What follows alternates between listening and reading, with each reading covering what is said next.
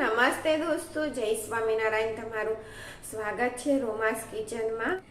તો પરાઠા તમે ઘણી જાતના ખાધા હશે। આલુ પરાઠા, તુવેર દાણાના પરાઠા, પણ તમે આ પરાઠા જો ક્યારે ના બનાવ્યા હોય તો તમે આ રેસીપી એકવાર જરૂરથી ટ્રાય કરજો। અને જો વિડીયો ગમે તો ચેનલને લાઈક કરજો, શેર કરજો અને સબસ્ક્રાઈબ કરજો।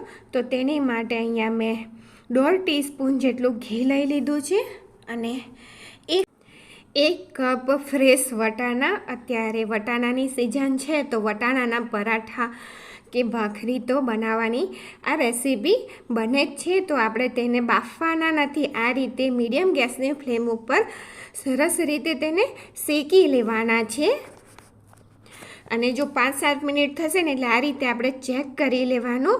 તો દાનો બહુ તો તમને વધારામાં વધારે 10 મિનિટ થશે, એથી વધારે નહીં થાય। તો દાણા બફાઈ ગયા છે, તેને ઠંડા થાય એટલે મિક્સરની જારની અંદર લઈ લેવાના છે। તેને દરદરી પેસ્ટ બનાવવાની છે આપણે। તો તેની અંદર 1 ઇંચ આદુનો ટુકડો, 2 લીલા મરચાં કે પછી તીખાશ તમારે જોઈએ તે રીતે, અને 1/2 કપ જેટલા લીલા ધાણા ધોઈને ઉમેરી દેવાના। અને જુઓ આ રીતની દરદરી પેસ્ટ આપણે તૈયાર કરી દેવાની છે। બતાવી દઉં તમને, તેને વધારે ઝીણું નથી કરી દેવાનું, આ રીતનું દરદરું રાખવાનું છે। તો એક મસાલો બનાવી દઈએ। તેની માટે 1 ટીસ્પૂન ધાણા જીરું પાવડર, 1 ટીસ્પૂન કાશ્મીરી લાલ મરચું પાવડર, 1 ટીસ્પૂન આમચૂર કે પછી તમે ચાટ મસાલો પણ ઉમેરી શકો છો, આમચૂર ના હોય તો 1/4 ટીસ્પૂન હળદર અને 1/2 ટીસ્પૂન ગરમ મસાલો। આ મસાલાથી વટાણાના પરાઠા એટલા ટેસ્ટી બનશે કે તમે બનાવ્યા જ કરશો વારંવાર। તમે બાળકોને લંચ બોક્સમાં પણ આપી શકો છો।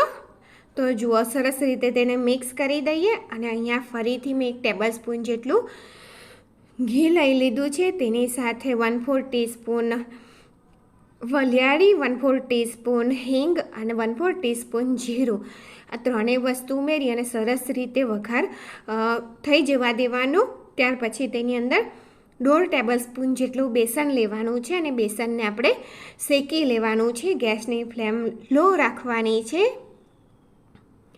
અને બેસનમાંથી સરસ સ્મેલ આવે ને ત્યાં સુધી તેને શેકી લેવાનું। આનાથી આ બેટરને બાઇન્ડિંગ મળશે। આપણે આની અંદર બટાકો નથી ઉમેરવાનો તેટલા માટે। તો જો કલર ચેન્જ થઈ ગયો છે ને સ્મેલ પણ આવવા લાગી છે। તો તેની અંદર જે તૈયાર મસાલો કર્યો હતો બધો તે ઉમેરી દેવાનો અને તેને પણ હલાવી અને એકાદ મિનિટ માટે શેકી લેવાનો, એટલે સરસ તેની તો મસાલો સરસ રીતે મિક્સ થઈ અને 1 મિનિટ થઈ ગઈ છે અને સ્મેલ આવે છે। તો તેની અંદર આપણે જે વટાણાની પેસ્ટ બનાવીને રાખી હતી તે ઉમેરી દેવાની અને ઉમેરી અને તેની અંદર સ્વાદ પ્રમાણે મીઠું ઉમેરી દેવાનું। અને મસાલો ઉમેર્યા પછી આપણે વધારે વાર તેને થવા દેવાનું નથી। તો 1 ટીસ્પૂન ખાંડ, તમારી પાસે આખી ખાંડ હોય તો તમે આખી ઉમેરી શકો છો, દળેલી હતી તો મેં દળેલી ઉમેરી દીધી છે। અને તેને હલાવી અને આ મસાલો આપણે 1 મિનિટ જેવો શેકી લેવાનો છે। તો 1 મિનિટ શેકાઈ ગઈ છે, તો હવે તેને નીચે ઉતારી દઈએ અને ઠંડો થાય એટલે તેના પરાઠા બનાવીશું। ત્યાં સુધીના આપણે જો 2 કપ ઘઉંનો રોટલીનો લોટ લીધો છે, સ્વાદ પ્રમાણે મીઠું,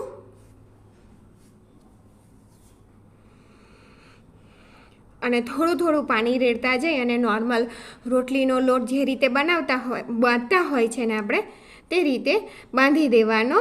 અને એક નાનો લુઓ લઈ લેવાનો અને એક નાની પૂરી વણી લઈશું।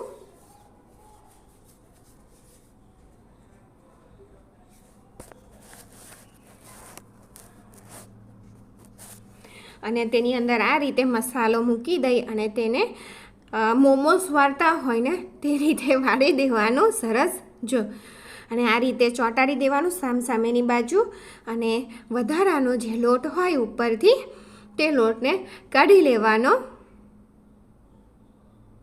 જો આ રીતે કાઢી લેવાનો અને તેને સરસ રીતે પેક કરી દેવાનું, એટલે જ્યારે આપણે વણીએ ને ત્યારે તે ખુલી ના જાય, સરસ રીતે વણાય. તો કોરા લોટની અંદર મેં તેને છાંટી લીધો અને તેને વણી લઈશું. બિલકુલ હલકા હાથે વણવાનું છે જેથી તે ફાટે નહીં. તો જો પરાઠો વણાઈ અને તૈયાર થઈ ગયો છે, વટાણાનો પરાઠો કે પછી વટાણાની ભાખરી. તો તેને શેકવા માટે રાખી દીધી છે. થોડી શેકાય એટલે આપણે તેની સાઈડ પલટાવી દઈશું. જો થોડીક જ શેકાય છે અને પલટાવી દીધી. ત્યાર પછી તેની ઉપર તેલ લગાવી દઈશું. અહીંયા જો તમારે બટર કે ઘીમાં શેકવા હોય ને તો પણ તમે શેકી શકો છો. અને જો હલકું આ રીતે આપણે દબાવીશું ને એટલે તે સરસ રીતે ફૂલી પણ જશે. તો તૈયાર છે વટાણા પરાઠા. તો તેને મેં કાઠિયાવાડી લસણ અને મરચાંની ચટણી સાથે સર્વ કર્યું છે. તમે તેને સોસ કે દહીં સાથે પણ ખાઈ શકો છો. તો થેન્ક યુ ફોર વોચિંગ.